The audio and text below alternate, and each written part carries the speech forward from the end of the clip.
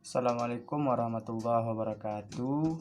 Ketemu lagi bersama saya di video presentasi sederhana mata kuliah umum pengantar kewirausahaan bersama saya Wahyu Dikiswah, mahasiswa Fakultas Ilmu Pendidikan, Departemen Pendidikan Guru Sekolah Dasar, Universitas Negeri Padang. Nah, pada kesempatan yang diberikan pada hari ini, izinkan saya untuk menyampaikan materi pada pertemuan video kita pada kali ini.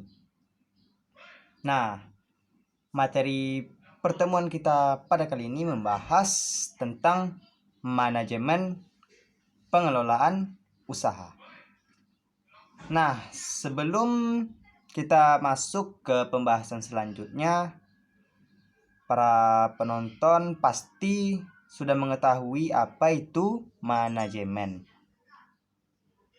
Manajemen secara sederhananya yaitu sesuatu yang telah terorganisir, sesuatu yang telah dibentuk dan telah secara struktur yang dijalankan sesuai dengan prosedur yang telah dibuat. Nah, itu pengertian secara sederhananya. Nah, kita masuk ke topik pembahasan kita kali ini mengenai manajemen pengelolaan usaha. Nah, apa-apa saja sih manajemen pengelolaan usaha itu? Nah, mari kita masuk kepada pembahasannya. Nah, kita sebagai calon wirausaha atau calon entrepreneur di masa depan pasti memiliki manajemen yang harus dilaksanakan untuk membangun wirausaha yang kita geluti. Nah, manajemen pengelolaan usaha ini bisa kita rangkum dalam beberapa unsur ya.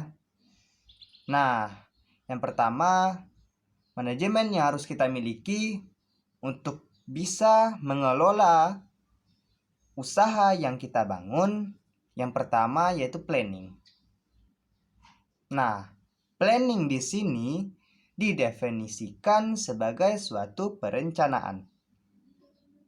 Nah, kita pasti ingin melakukan sesuatu, pasti memiliki rencana dulu. Tidak mungkin kita melakukan sesuatu tidak ada rencana.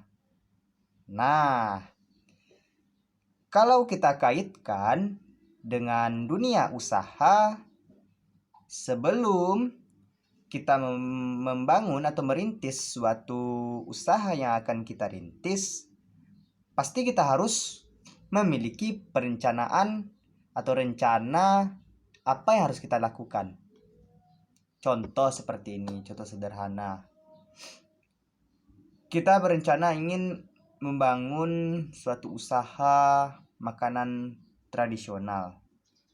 Nah, sebelum kita melaksanakan rencana tersebut, pasti kita mempunyai perencanaan yang bisa kita tuangkan ke dalam bentuk buku agenda atau catatan-catatan lain semacamnya, atau bisa kita akomodasikan atau bisa kita susun dalam pikiran kita. Nah, begitu.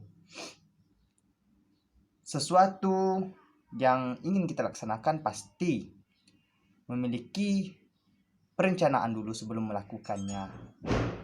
Nah, setelah masuk tahap perencanaan, kita masuk ke tahap organizing. Nah, tahap ini yaitu tahap di mana tahap pembagian kerja. Misalnya, kita membangun atau merintis usaha bersama dengan 2 atau 3 orang teman kita. Nah, dalam konteks ini kita bagi pekerjaan-pekerjaan yang harus dilakukan sesuai bidang mereka masing-masing. Nah, contoh, saya dan teman saya membangun usaha. Saya bisanya hanya bidang pemasaran, marketing. Sementara teman saya bisa di bidang produksi. Nah, tidak mungkin saya menggeluti bidang produksi sementara teman saya pun begitu menggeluti bidang marketing. Jadi tidak sesuai dengan keahlian kita. Nah, maka dari itu mari kita bagi pembagian kerja ini dengan sesuai keahlian kita masing-masing. Jangan sampai pembagian kerja ini kita bagi tidak sesuai dengan keahlian kita masing-masing. Nanti bisa berdampak yang tidak baik atau berdampak pada usaha yang kita bangun nantinya. Nah, setelah tahap ini masuk lagi ke tahap directing. Bergerak. Nah, setelah dibagi-bagi pembagian kerja yang merata, nah, kita masuk kepada tahap menggerakkan. Nah, maksud dari menggerakkan di sini yaitu setelah kita rencanakan, kita susun, nah kita laksanakan lagi. Kita laksanakan apa yang telah direncanakan sebelumnya dan kita laksanakan itu sesuai dengan apa yang telah kita rencanakan sebelumnya. Nah, kita jalankan sesuai dengan prosedur dan juga kita jalankan dengan sepenuh hati dengan sebaik-baiknya. Jangan sampai kita laksanakan dengan terpaksa ataupun dengan tidak maksimal nantinya. Begitu. Nah, setelah tahap tersebut kita masuk kepada tahap controlling. Itu tahap dimana pengawasan. Nah, pada tahap ini setelah kita melaksanakan pekerjaan, tentu harus ada pengawasan. Maksud pengawasan di sini yaitu kita awasi pekerjaan yang sedang dilakukan dengan maksud dan tujuan agar pekerjaan yang dilakukan tersebut tidak melenceng dari tujuan awal. Nah, kita pantau, kita bina, kita awasi agar pekerjaan yang dilakukan tersebut tetap pada tujuan yang telah ditentukan dan tidak melenceng atau meleset dari perkiraan kita. Nah,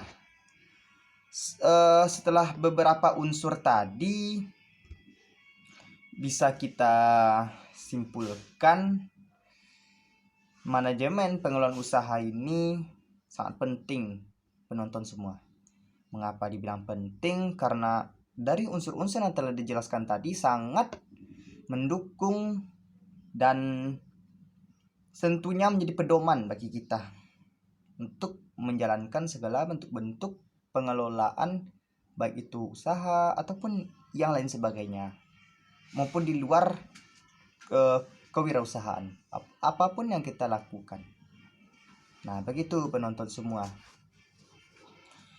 Nah, pada pertemuan ini inti dan kesimpulan pertemuan kita hari ini, mari kita jalankan manajemen ini untuk mendukung segala kegiatan yang kita lakukan dan supaya apapun yang akan kita tuju dan telah kita susun nantinya tidak melenceng dari tujuan yang kita terapkan atau tidak dan tetap terjaga untuk mencapai tujuan akhir kita. Begitu semua penonton. Baik, hanya itu yang dapat saya sampaikan pada kesempatan kali ini. Terlebih terkurang saya mohon maaf karena masih dalam tahap belajar. Wabillahi taufik wal hidayah. Wassalamualaikum warahmatullahi wabarakatuh.